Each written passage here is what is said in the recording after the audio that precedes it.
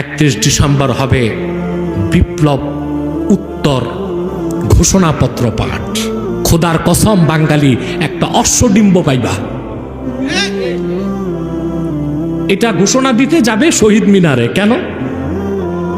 সরওয়ার্দী উদ্যান ছিল, বাইতুল মুকাররমের দক্ষিণ গেট ছিল। কথা বলেন তো শহীদ মিনার কেন? এটাও তো মুহিমিলা শিরক, এক ধরনের শিরকি কাজ না? কথা বলে না।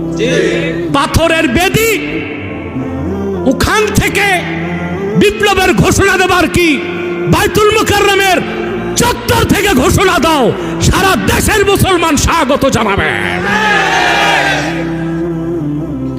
শুরুতেই বলছিলাম বুদ্ধিজীবীগুলো মাথা বিক্রি করে রাখছে দুই দিক। আগে ছিল রুশ ভারতের দালাল, আর এখনকার গুলো হচ্ছে মার্কিন আর পাকিস্তানের দালাল।